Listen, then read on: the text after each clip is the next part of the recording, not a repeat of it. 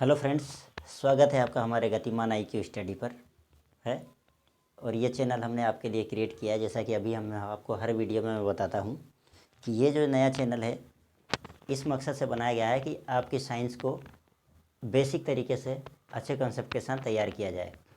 तो मुझे उम्मीद है सबसे पहले कि आप लोग अच्छे से पढ़ रहे होंगे, एग्ज़ाम की प्रिपरेशन कर रहे होंगे, तैयारी कर रहे होंगे। और जहाँ तक मैं समझता हूँ कि सारे परिस्थितियों के बावजूद भी आप तैयारी में कोई कसर नहीं छोड़ेंगे, चाहे आपके पास आप जॉब करते हों, चाहे सर्विस करते हों, हैं। इसके अलावा भी आप जैसे कोई काम करते हों, उसके बावजूद भी आप समय निकाल के अच्छे से पढ़ाई करें अपना। क्यों? क्योंकि ऐसे भी बहुत स्टूडेंट्स हैं और हमारे भाई हैं जो जॉब को करते हुए अपनी परिस्थितियों से संघर्ष करते हुए भी अध्ययन करके एक अच्छी सफलता हासिल करना चाहते हैं। तो यदि आप इस चैनल पर नए हैं तो सबसे पहले प्लेलिस्ट में जाइए और बिल्कुल शुरू से वीडियो देखिए जहाँ से मैंने इसको स्टार्ट किया है। क्यों? क्योंकि हर एक टॉपिक इम्पोर्टेंट है एग्ज़ाम के दृष्टिकोण से। और पिछले वीडियो में मैंने आपको काफ़ी चीज़ें पढ़ा दी थी, जिसमें खगोलीय इकाई पढ़ा दिया था, प्रकाश वर्ष पढ़ा दिया था, बेरल पढ़ा दिया था, मोल पदार्थ का जो मात्रक होता है मोल, उसको डिस्क्रिप्शन में अच्छे से डिस्क्राइब करके पढ़ाया था आपको, हैं। अब उसके बाद आज की वीडियो में हम आपको लेकर आए हैं डॉप्सन, क्यूसेक, बार। इनको हम समझते हैं। क्यों? क्योंकि ये एग्ज़ाम के दृष्टिकोण से बहुत महत्वपूर्ण है और आपसे इसके क्वेश्चन पूछता ही पूछता है। इसमें से क्वेश्चन डेफिनेट बनते ही बनते हैं। क्यों? क्योंकि आप आने वाले एग्ज़ामों में जब बैठेंगे तो आपको खुद पता चल जाएगा। तो आइए देखते हैं। डॉप्सन, पहला क्या हमारा डॉप्सन। डॉप्सन में देखिए, वायुमंडल के ऊर्ध्वाधर स्तंभ में, वायुमंडल के ऊर्ध्वाधर स्तंभ में उपस्थित किसी गैस की मात्रा मापने की इकाई है। ये जो डॉप्सन क्या है, ऊर्ध्वाधर स्तंभ में उपस्थित, यानी ऊर्ध्वाधर होता है इस तरीके से। देखिए आप, ये ऊर्ध्वाधर हो गया आपका, हैं। अगर कोई चीज़, ये सपोज करिए ये अर्थ का अर्थ है, अर्थ का जो आधार है यानी बेस है, तो ऊर्ध्वाधर ये हो गया, ठीक है। तो ऊपर की ओर यानी स्तंभ रूप में ऊर्ध्वाधर स्तंभ में उपस्थित किसी गैस की मात्रा की इकाई है। यानी कहने का मतलब है कि अगर यहाँ ओजोन परत है इस तरीके से,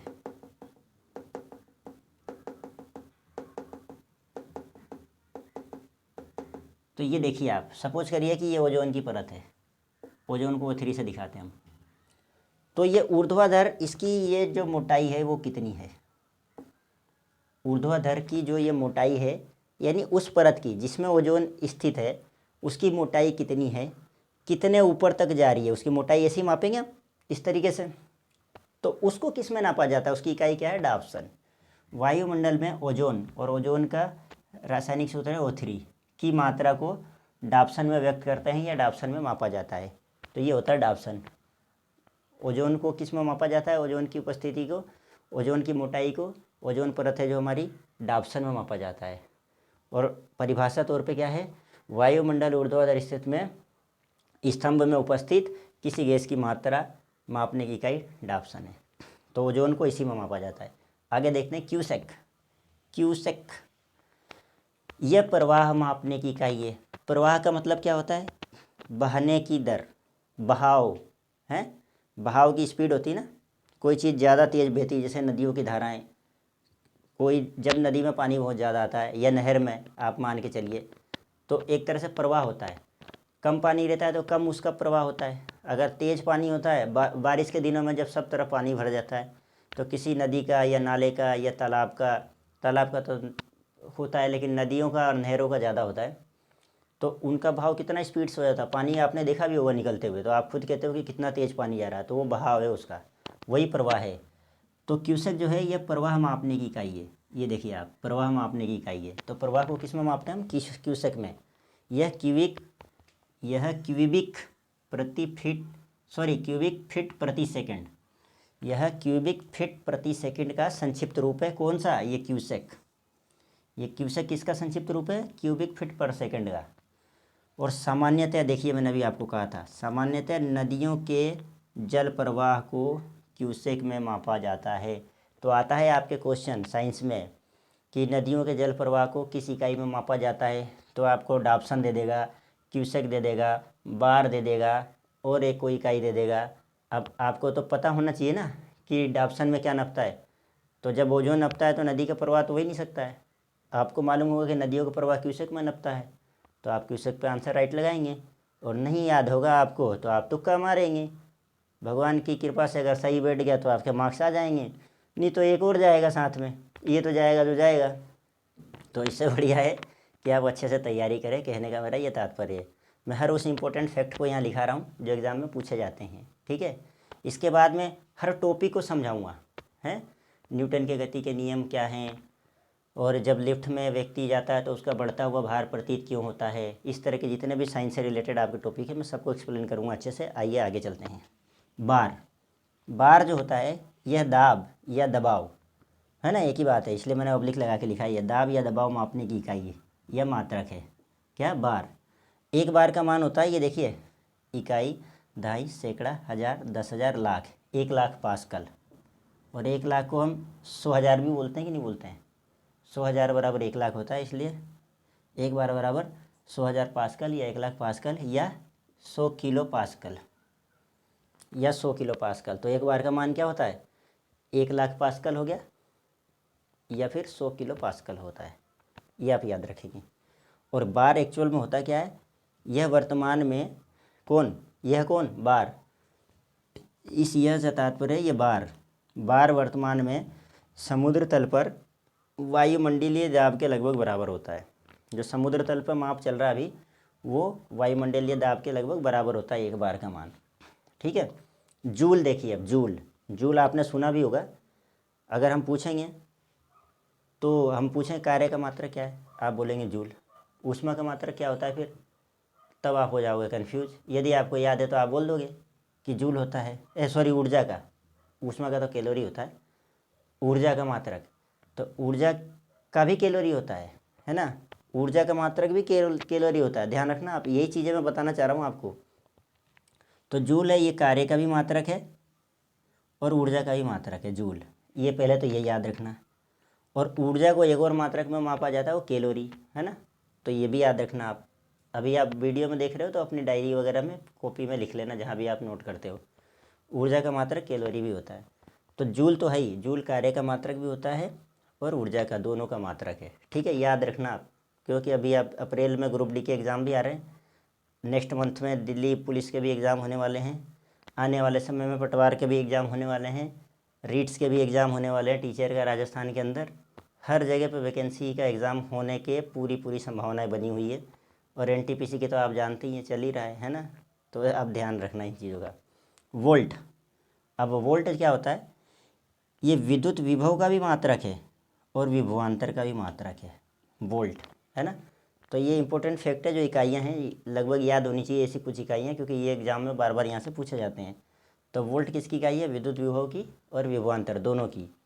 और ओम, इसको तो सभी जानते हैं लेकिन फिर भी मैंने लिख दिया कि विद्युत प्रतिरोध का मात्रक क्या होता है, ओम होता है। ये ओम का साइन है, ये ओम का साइन ऐसा होता है, ठीक है। तो आप स्क्रीनशॉट लीजिए इसका।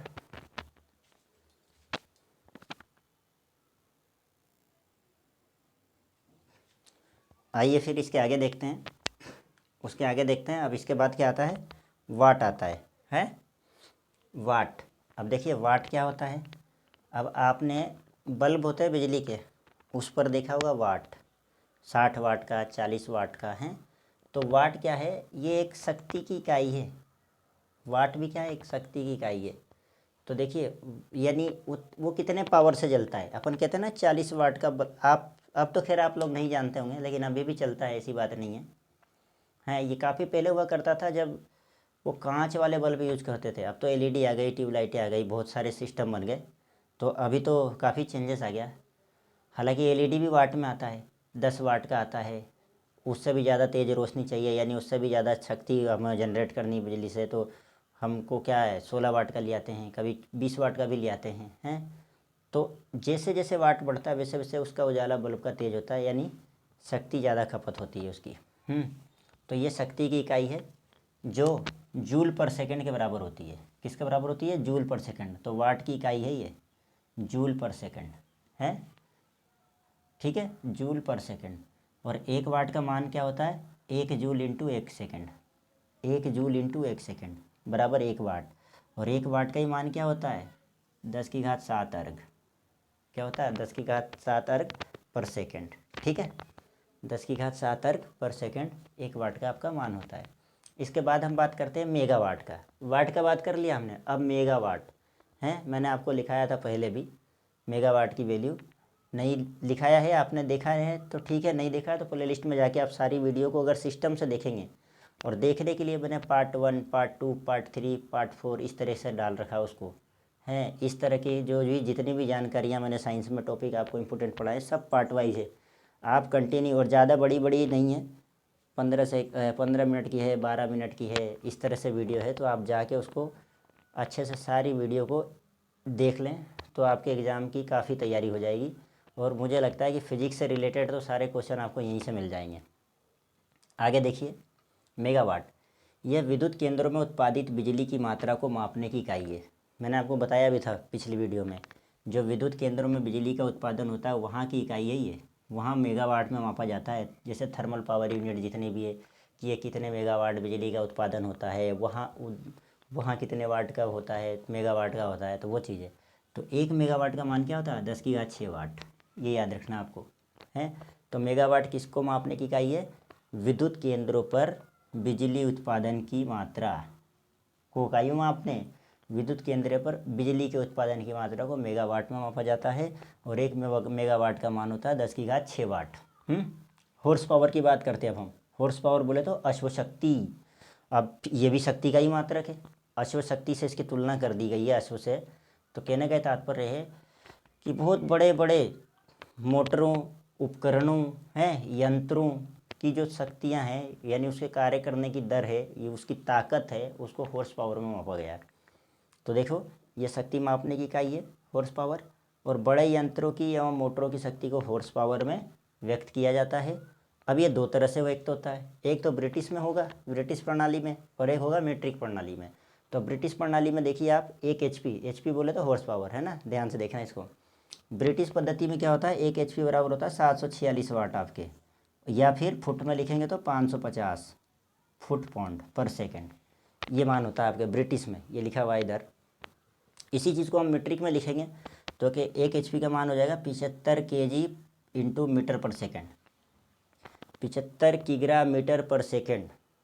किस में हो जाएगा? मीट्रिक पद्धति में हो जाएगा ये, हैं। उसके बाद अगर दूसरी तरह से लिखें तो आपके 735.5 वाट, इधर 746 वाट था ब्रिटिश में, और मीट्रिक में 735.5 वाट हो जाएगा आपके ये वाला। ठीक है, तो ये दो तरह से अश्व शक्ति के मान को व्यक्त किया जाता है, एक तो ब्रिटिश पद्धति में, एक मीट्रिक पद्धति में। दोनों की वैल्यू मैंने लिखी है, आप यहाँ से देखें, हैं, और अच्छे से तैयार करें इसको। किलोवाट घंटा, अब KWH, हमारे घरों में जो बिजली खर्च होती है, हमारा जो मेन मीटर लगे होते हैं घरों में, वो एक यूनिट जो बताता है वो यही होता है KWH, है। तो यह ऊर्जा की एक इकाई है, खपत हो रही है ना वहाँ से बिजली की, तो ये ऊर्जा की इकाई होती है। और एक KWH का मान होता है 3.6 मेगा जूल के बराबर, 3.6 मेगा जूल के बराबर होता है। तो ये आप यहाँ तक स्क्रीनशॉट लें। और इसके आगे मैं आपसे ये कहना चाहता हूँ कि आज तक की वीडियो में यहीं तक बने रहेंगे हम। इसके आगे का वीडियो में, इसके आगे का जो भी टॉपिक रहेगा आपका इम्पोर्टेंट, मैं कल लेके आऊँगा आपके सामने नेक्स्ट वीडियो में। तब तक आप बढ़िया से तैयारी करें, है। और इस चैनल को दूर दूर गांव में हर जगह पे जो भी आपके स्टूडेंट्स या भाई जो अध्ययन में लगे हैं, तैयारी कर रहे हैं, उन तक ज़रूर पहुंचाएं। क्योंकि उनकी भी बेहतर तैयारी हो सके, और आप इसी के साथ अच्छी तैयारी करें। और आपके उज्जवल भविष्य की कामना करते हुए बस आपसे यहीं विदा लेते हैं। जय हिंद, टेक केयर।